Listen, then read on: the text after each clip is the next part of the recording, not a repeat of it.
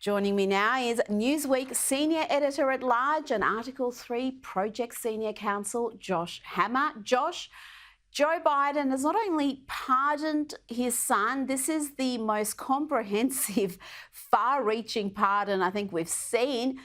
Joe Biden signed a full and unconditional pardon for Hunter, covering all offences against the United States, which he has committed or may have committed or taken part in during the period from January 1, 2014 through to December 1, 2024, including but not limited to all offences charged or prosecuted. The scope of this pardon is enormous, Josh. Rita, the scope is so enormous and indeed is so unprecedented, truly unprecedented. I've actually spent a lot of time trying to think over these past 36 hours or so as to whether or not there is anything remotely resembling a clear precedent for a pardon this sweeping. And honestly, I come up blank. I mean, this is the kind of language that you put into a pardon that I think back to my time in law school here in the United States. I mean, if I were a constitutional law professor, I would literally put a pardon like this on a first-year law student exam to try to question the students as to whether something like this is even permissible, as to whether it's even constitutional in the first place. The short answer is that it is, unfortunately, because the pardon power is truly plenary. But the point is that there's no precedent for this. I mean, this has not happened to my knowledge any time in recent history or in history at all, let alone to actually do so to one's son, to one's literal next of kin. I mean, I'm somewhat flabbergasted, Reed. I really don't necessarily have words for this. And the fact that you're tying it back to January of 2014 in particular, well, what happened in the year 2014? Oh, yeah, that's right. Well, Hunter Biden started sitting on the board of Burisma in the spring of 2014, just a few years after January 2014, no doubt, Rita, for his subject matter expertise on Eastern European Baltic Sea oil and natural gas energy exports. I jest, of course. He has no expertise in this whatsoever. But I mean, Joe Biden says that this was an example of a politicized prosecution. I actually agree with him, but for the exact opposite reason. The special counsel, David Weiss, deliberately slow-walked this case. He did not look into FARA, the Foreign Agents Registration Act. He deliberately let the 5-year statute of limitations toll on that particular statute there.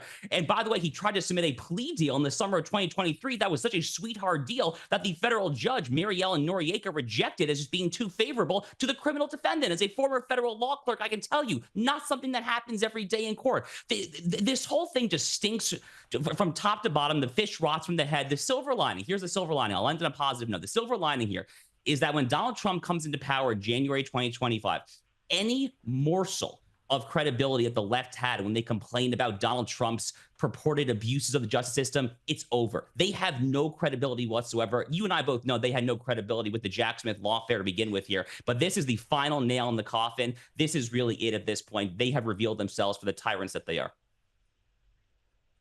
Well, I'm not even a little bit shocked by any of this. I'm a little bit shocked by the scope of the pardon, because that is just astonishing, as you've just explained.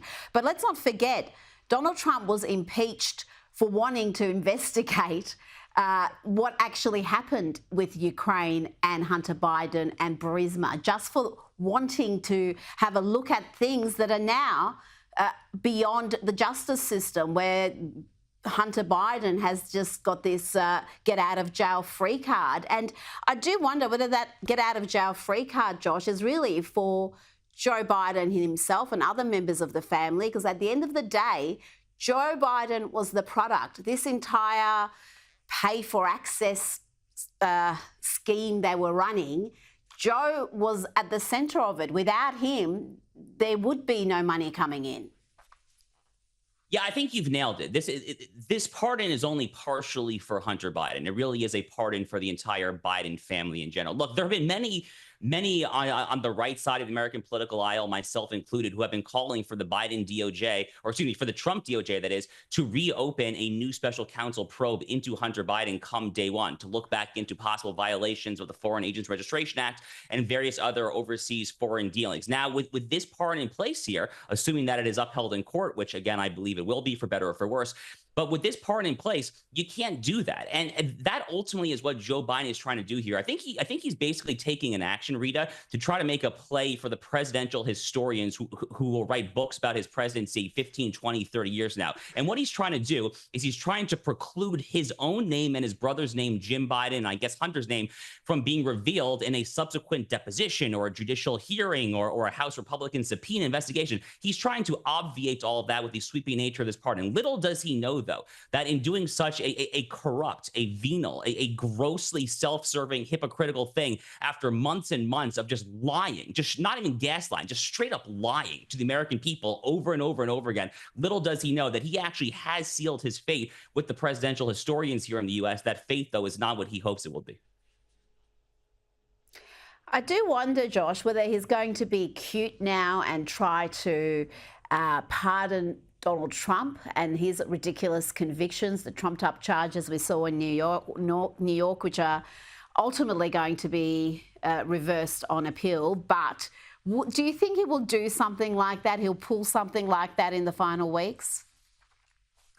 I can see it happening. I mean, but, they've tried this trick before, Rita. I mean, they did this when they indicted Bob Menendez, the very corrupt senator from New Jersey, the Democrat who was taking Egyptian literal bars of gold were found in his closet there. They did a similar thing when they indicted Eric Adams, the mayor of New York City there, who apparently was taking some sum of money from the country of Turkey. He was flying Turkish Airlines there. So they're actually very good at this. They're very good at basically dangling out these cheap objects and hoping to obfuscate and to bamboozle the right here in America, trying to convince you that, oh, everything's above board. You see, we're prosecuting both sides, or hey, we're letting both sides off the hook. They're very good at that. They've tried this tactic before. But at this point, Rita, I think the onus is on us on the right, those of us who are conservatives, constitutionalists, pro-America patriots, to see this for what it is, which is an unprecedented act of self-serving venality in American history.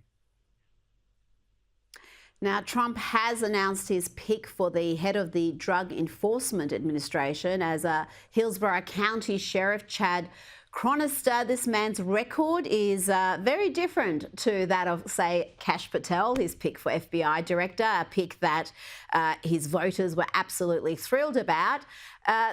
This pick, Chronister, is, well, he's infamous for the relatively soft approach he took to the 2020 BLM riots. He's been, though, tough on imposing COVID curfews and even arresting a church pastor for holding services. Josh, explain this selection to me. Is this Donald Trump's first mistake since winning the election?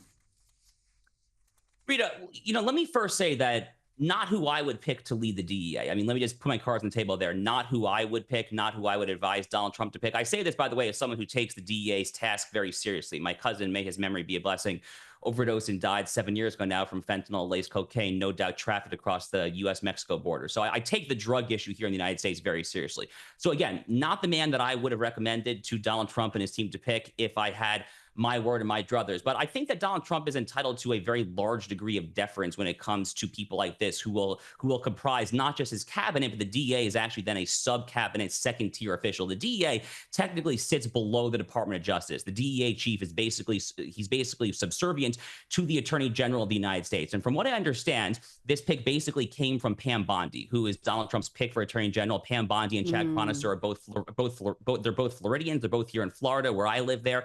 I think soon-to-be Attorney General Bondi is very close with the sheriff in Hillsborough County there. So she's probably entitled to her DEA chief of choice. Again, not who I would necessarily pick there, but it is worth noting that Hillsborough County, where Chronister is sheriff, is a purple to light blue county. So if he's trying to get reelected as sheriff, he probably can't run a very, very hard right jurisdiction there. He has been very tough on pro-Hamas protests. He's taken a stronger stance on illegal immigration in general there. So there are definitely some things I think to look very fondly at. But again, having said that, wouldn't necessarily be my first choice, but I'm okay with the pick if that's who Pam Bondi wants.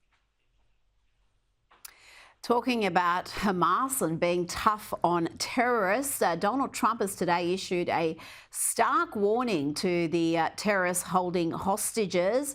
I'm going to read from this part of the post that he shared on Truth. He said, "Please let this truth serve to represent that if the hostages are not released prior to January 2025, the date that I proudly assume office as President of the United States, there will be all hell to pay in the Middle East and for those in charge who have perpetrated these atrocities against humanity. Those responsible will be hit harder than anybody has been hit in the long and storied history of the United States of America. Release the hostages now, in capitals, Josh. We haven't seen this sort of strength or clarity from the Biden administration, certainly. This is pure Trump. This is Trump's peace through strength strategy. Look, I mean, it's an amazing statement. I mean, it's truly an amazing statement. You know, one of the funny things about Donald Trump is that he barely even has to act. I mean, as soon as he was elected by the American people, basically the entire Middle East map already started to change effectively overnight. Hezbollah started begging for a ceasefire. Hamas started begging for a ceasefire. Iran said that it was going to tone down its assault across the entire region there. I mean, basically just the mere presence of this man, the guy who achieved historical peace in the Middle East his first time around, the guy who took out Qasem Soleimani at the Baghdad, Iraq airport in January 2020 there. I mean, the mere fact that he is there, let alone putting out amazing statements like this, has already changed the entire dynamic of the region there. Look, the point is, people think that Donald Trump is like a warmonger, that he's looking to start wars. The Middle East was the quietest it has been in decades during his presidency because, again, our enemies here in America know not to mess with us when Donald Trump is in office. The one thing I will say is that if you're going to talk like this, as Donald Trump has done in Truth Social, you better be prepared to back it up with action. Having said that, though, I think Donald Trump is very clearly willing to do that, as he's demonstrated before there. So our enemies are now on standby. They are watching this with very close eyes there, and that is a very good thing, I say. I remember when he was, I think it was the fourth or fifth presidential candidate who said he was going to move the embassy. He was going to move the American embassy and he was going to acknowledge Israel's capital. And there was a promise that was made previously, Josh. I think Clinton made it, Obama made it, Bush made it. None of them followed through. They were all too terrified. Donald Trump followed through despite the hyperbole and the hysteria that we got from the media and experts telling us it was going to lead to bloodshed and relations were going to sour. And what happened? Nothing really happened. They dealt with it because he followed through with a pledge. And I think we're going to see a lot more of that. I want to ask you about Meta CEO Mark Zuckerberg. He's met with Trump and there are rumours that he wants to cozy up to the administration. He wants to be brought into the fold and be involved in the national reform and renewal. But should this character be trusted, Josh? Meta, Instagram, Facebook have been notorious for suppressing, censoring conservatives. They continue to do so. And he donated hundreds of millions of dollars of his own money to help fortify the 2020 election. Is he a character who has proven himself, who's shown that he has changed his mind about politics like Elon Musk has and RFK and Tulsi Gabbard and some others? You know, I would not trust Mark Zuckerberg personally at all. I mean, to put it mildly there, but he's on this current long extended mea culpa apology tour. It's very odd, actually. I mean, this started really over the summer. He put out some statement acknowledging that Facebook was complicit in censoring the Hunter Biden laptop story from the New York Post back in 2020. And he said that he apologized for that. So he's been on this extended apology tour for a while now. I can't quite figure out exactly why he is doing this, though, to be honest with you. I find it very difficult to believe that his actual politics and principles and ideology have changed. Rather, it's probably just a self-serving measure when it comes to just trying to keep his company relevant. He probably sees his fellow Silicon Valley titan, Elon Musk, who is now in Mar-a-Lago. He's taking photos with Don Jr. and Eric Trump. He's basically, I mean, Elon Musk is basically an adopted son of the Trump family at this point. And there's probably a little bit of just envy or jealousy, frankly, from Mark Zuckerberg, you know, from one billionaire to another there. If I had to put on my psychological lens, that's probably what I imagine what is going on here. But look, I mean, you know, from one Jew to another, from me to Mark Zuckerberg actually had his bar mitzvah in the synagogue in my hometown back in New York there. So I would encourage him to spend a little more time doing what we call teshuvah, which is atonement in Judaism, prior to trying to get in Donald Trump's good graces. I think a little more atonement might be in order for your previous mistakes, frankly.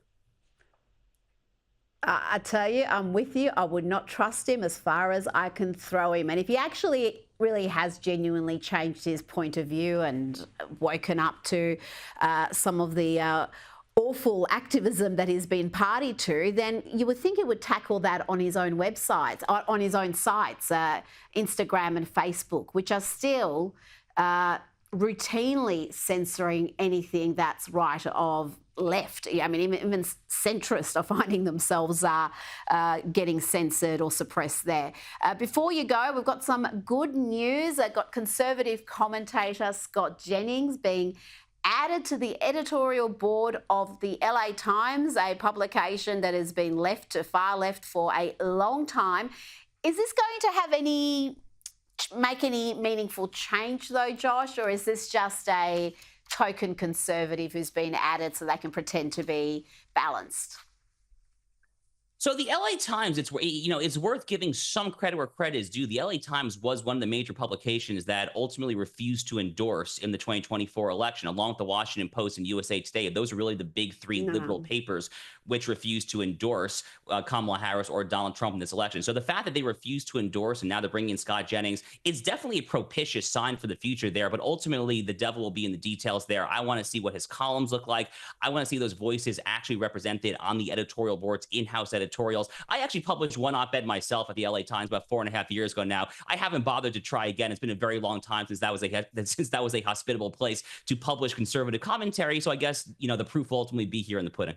Look, Josh, I differ with you on that point. I don't give them credit for not endorsing Kamala, and same with the Washington Post, because they run nothing but pro-Kamala, anti-Trump material 24/7, and then they don't endorse, pretending that that means they're balanced or they're not committed to one side, when we all know where their politics and their agenda runs. So we'll be watching and seeing if Scott Jennings has an impact at the LA Times. Josh Hammer, thanks for your time tonight. Thank you, Rita.